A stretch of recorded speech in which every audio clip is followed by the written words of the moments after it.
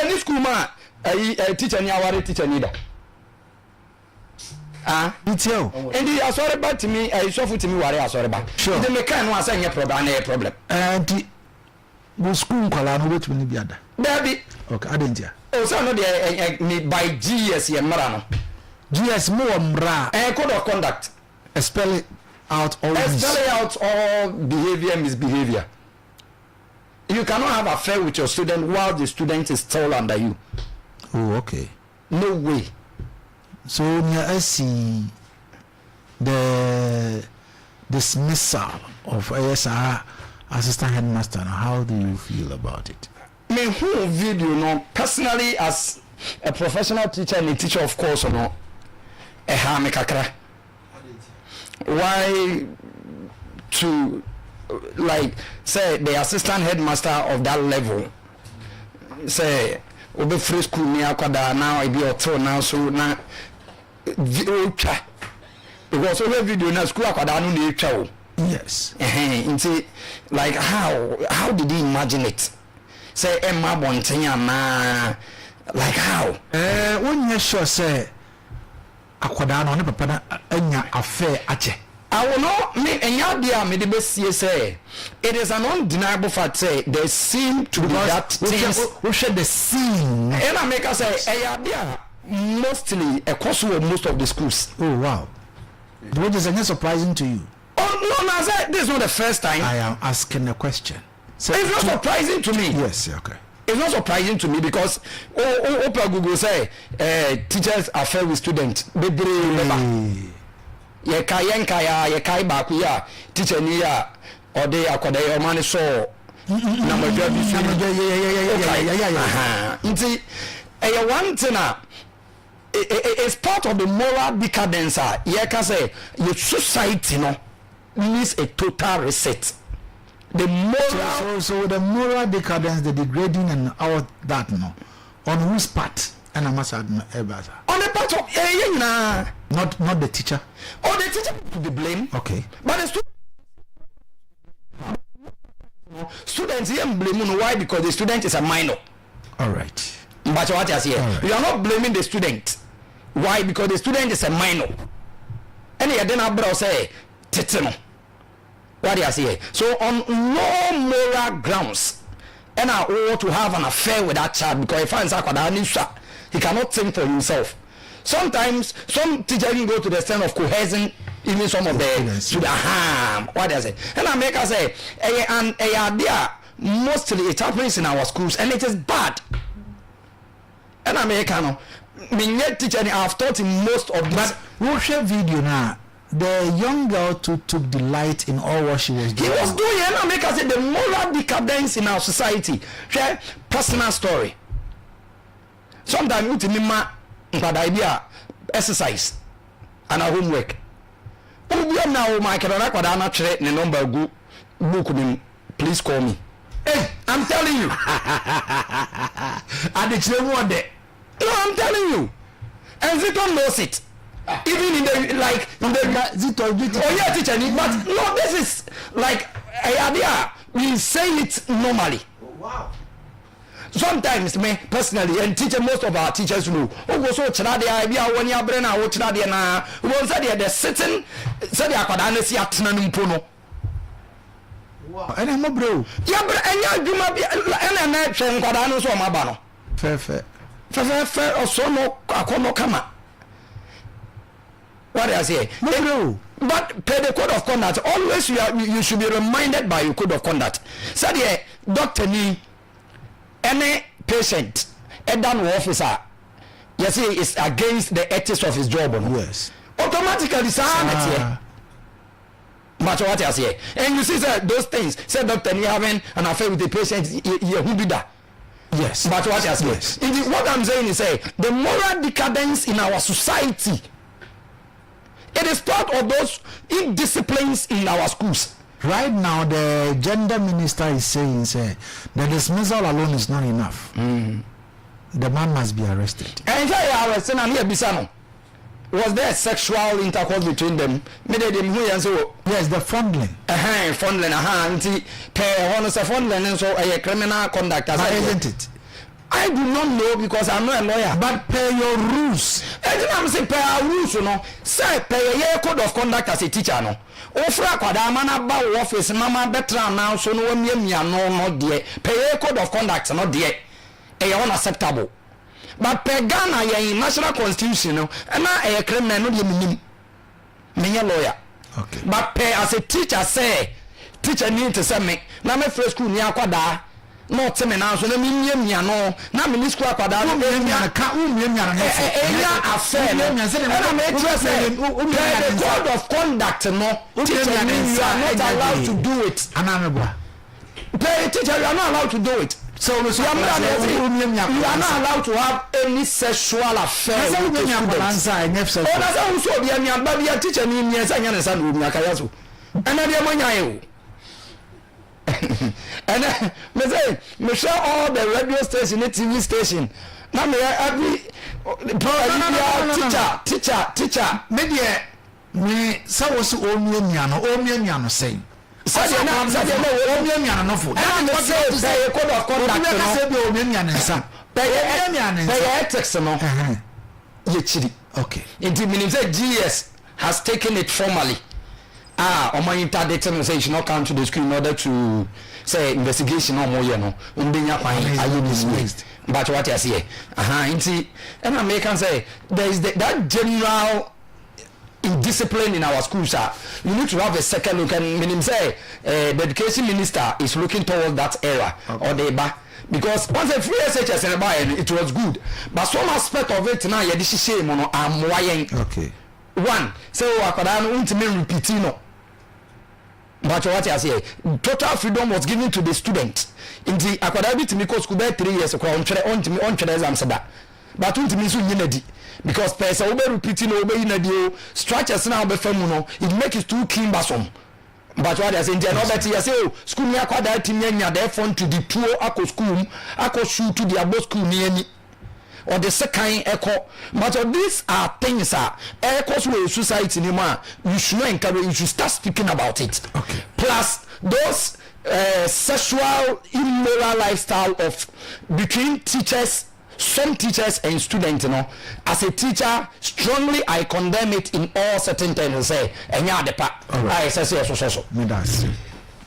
Answer na mekozi to horo ma menka say Dawood Herbal Products abadwaso wo mo ede Dawood 360 o se twi keke wo twi na wo memene eye Dawood 360 na Dawood 360 wunya bi na wo memene asisi yare de nyina ne rheumatism away na wunya eye Dawood ointment na wo de twi na wo san memene Dawood 360 ni a eni na ahoden ko na ebia na wo so no malaria hawani mato to be MD also ama ho echirewa me kanfo Dawood Herbal Mixture edi amount and we abuso obi e 200 bia wo 0244886437 and 0201681717 ombejo so so na me ka se enwe nyina if Dawood Herbal Hospital e wasan so zito na mentio asem no neka kana but I will say you cannot cry the teaching as an institution a very very key area in Ghana no ha online no intimi find to mapa infra because ministers MPs akuku them be bring including the president only have teachers for him and some baby do baby or modri. The truth of the matter is the code of conduct rules are table in a form of document bibia we mo express nobody more ha any crime say oh yeah no be a typical example I have more code of conduct and amebwa ti nobody more ha mo nye nipa ba akopɛ entimi mfa ne bone and folly nipa be thousands aka. There are a whole lot of teachers we say sadly we won't be they will do it bɛn nipa baako pɛ ade a wakɔyɛ no nti no ɛbɛn obi bɛfa ne sɛ saa na teachers fo nyinaa teɛ daabi yɛfiri fie mu a yɛba abɔnten no ɛwɔ obiara ne na idea ne sɛbi sɛdeɛ ɛsi titee no ɛne nyinaa bɛhyia mu ne su ne ba ne nyinaa de ba bɛhyia mu nti teacher ni no ne su ne ban a ɔde firi fie no ɛna ɔde bɛɛ school nti bɛne nkyerɛ yɛ sɛbi sɛ teacher no wia akɔyɛ saa na yɛ teachers fo nyinaa su daabi ɛnyɛ saa no biara teɛ but me baabi a ne ha me kakra ne sɛ ɔpɔ saa deɛ wei na ɛsi yɛ no nyinaa yɛse yɛayɛ dɛn interdiction da bia yɛ ma saa interdiction ne ba na obi di bɔne ɛde sɛe adeɛ bi image a na ɔno afa ne wadi and I'm very happy say the gender minister no ɛba abɔnten sɛ no ɛni kɔ sɛ yɛ interdiction ko a but ɛwɔ sɛ police nso yɛ den ɛba mu ɛnyɛ ade pa ɛne ɛbɛsrɛ awofoɔ no nso sɛ yɛ ma no nso a yɛpie mu sɛ ɔmo nkɔ school no yɛnso nneɛma bi wɔ hɔ a yɛbɛkyerɛ mu ofie sɛ dɔɔ sɛ sɛbi ɛnyɛ mmarima nyinaa na ɛtumi hyɛ ɔmo akɔnɔ so wei ɛyɛ trap na ebi a akwaraa no kora yɛ den ɛsɛ ti na teacher ni ntumi anhyɛ na akɔnɔ deɛ so no ayɛ den watom ɛdeɛ na ɛnkyerɛ sɛ ebi a adeɛ wei kora wayɛ akyɛ ɛna ebi a mmaburu no so ɛsɛ te trap sɛ teacher ni wɔde adeɛ wei di yɛ nti mmiɛnɛ yɛn nso yɛn fa wei nkyɛn ne lesson nyɛ kɔ so bebree na bi obi ahu o ɛsɛ sɛ wayɛ saa de na kyɛ ne nti no yɛte Ghana ha ɛne yɛte sense for grade ɛnna wafa ne ho adi aba bɛyɛ CEO yɛhu baabi asɛm ne kɔtɔɛ sɛ ɛyɛ nɔkuro wafa ne ho adi ɔba sɛ ɛno deɛ hwehwɛ mu kɔ so ɛma ne bɛdɛ kyerɛ sɛ ba ɔpɔ yɛ hu yɛ no sɛ ɛnyɛ no korɛ enti wei video aba abɔnten polisi fo yɛ review mu na ɛkɔda adi sɛ teacher ni wanyɛ bɔne bi a but the whole world obi ahu so obiani ano no baako no saa na ɛteɛ oh nana baako saa na ɛteɛ nyɛ the issue about runs for example me person na body no one person yes there's one person body two different things when I say two different things say two different or teacher yes and the code of conduct which say ni kwa say wo sa ati bia ni kwa say wo ben wo mo ye hwehwemu ma no beda say enya no kore ba me ye mfoni a me wi no ani mfoni a ma wi papa edie ɛdeɛ na nkyɛ sɛ code of conduct na awe ɔmo papa yɛ sɛ bi na yɛ ka ɛna me kyɛ sɛ me di bi yɛ example sɛ bi ba yɛ ma yɛ gohu ma bi ekosi yɛ ɛna wa yɛ si yi wo nti wo so ngosi hwe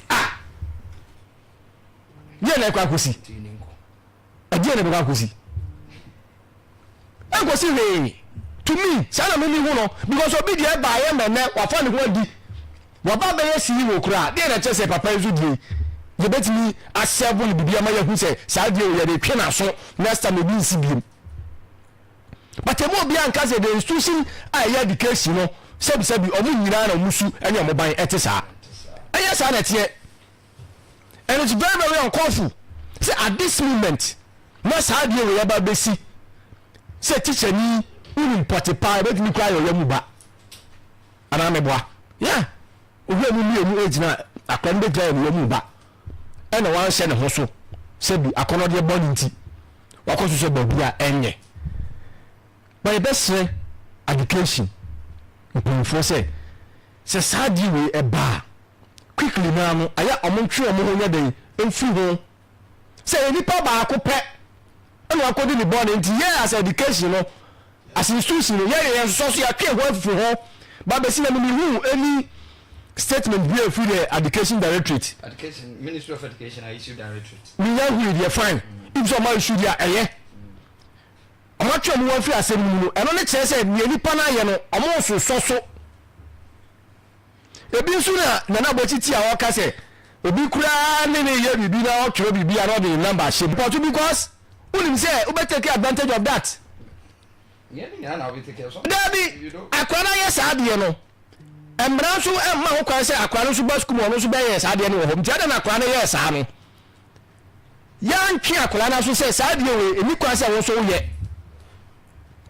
because yɛ individual differences o de yakɔ pie ba bi o you caution here aha but there is no any caution caution her. So what them are no you caution her. And I'm say, I don't know, am I public and I public? I should say, I believe in the security services.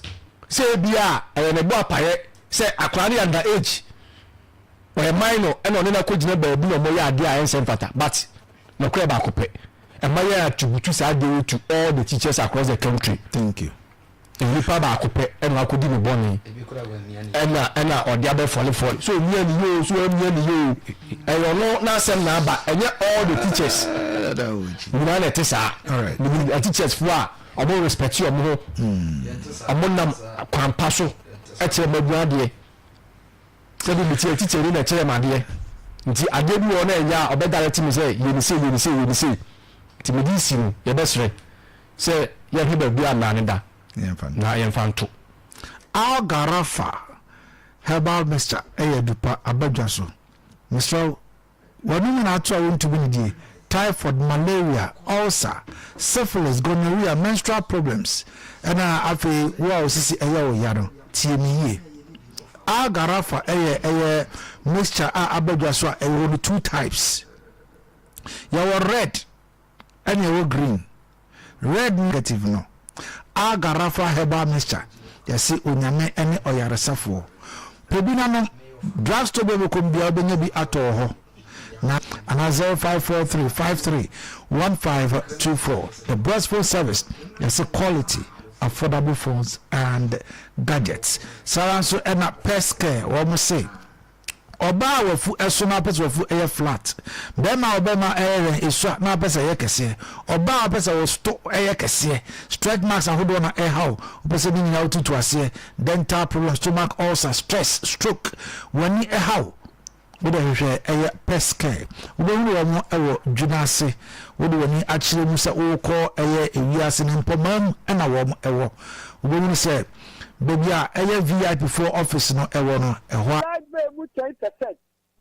What day 11 to 12 so this is a 24-hour economy Kayaso ewa he when tin I say yan fa ba wo miamra ono no ba ebema mabura ni adwuma ye garantia na ya ka Kayaso and this is to me to us here esa say ewura mahama on tv fa ni paduma oba 2012 ye hu ni oye eti ba wo mi ya se delegate yantu abama no onu no ba obema mabura nya adwuma ye na Ghana fo ho ato mo oni ya me adwuma Daniel Medase. Hello, good morning. Good morning Kayaso. Me pacho wodi ni wasem. Kayaso abutri kan nya me na. Hey, munya me te won ka che.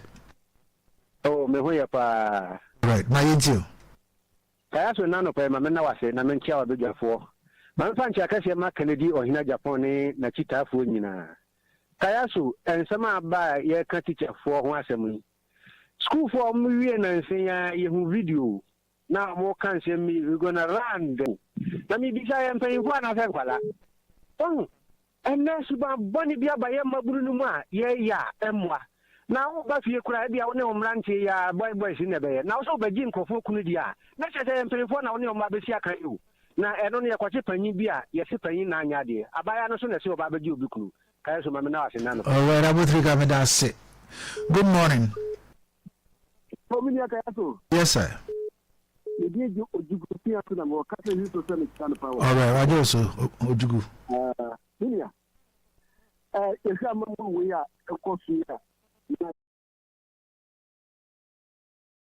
Morning.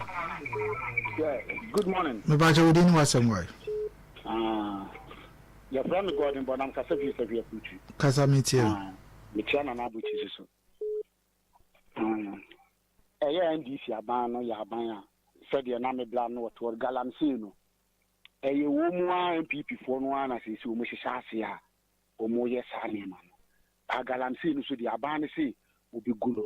The good the baby said, Nebra, Timmy Baba Bubo, and you may be an MP. DC Guswa Moye. You may do all man will be crowd with him. Yadana Sepa, Yadeson can honor be the only Nagin, 120 muscle. And this is what I see. Thank you. Good morning. Bomia. Onona Yedeneko. Onona Uchu Mutan Kola on one obeko. Nti baby will be a copasum and can Dr. Mahmoud Bomia. Minia, made the American opinion answer. Sanjata George were high and papa. I shame Right, thank you. All right. Hello, good morning. Fine morning. Na pacho within myself. Pacho na tule new camp. Na meet you. Yeah, the Dikan and then the Pema boys, man, Mr. The American say MPP for the Casa dear or Mocasa Papa. Mahama or Boom Mumwana or Via Hontonum. Just about me and or Betima, we need Premier Libya. I don't know yet, the enemy say on Taba, that's Rome. Or Mona Maya Mano, a dear Yama, Yaman, that your many about the Pagina. And to know that the idea, I've been more yet, now, been and to know by the Amran that they are more party to need a family, Madam. Thank you. Hello, good morning. Pacho within. Bobo do Macasa meet you.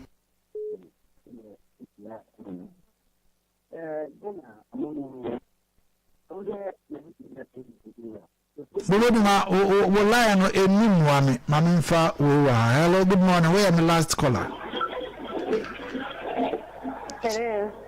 Where am the last caller? Good morning, Kayaso. Where am the last caller, Vin? Martin.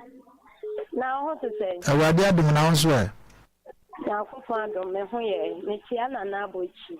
Namin Chelsea to Kitsuebi, Namin Cancer,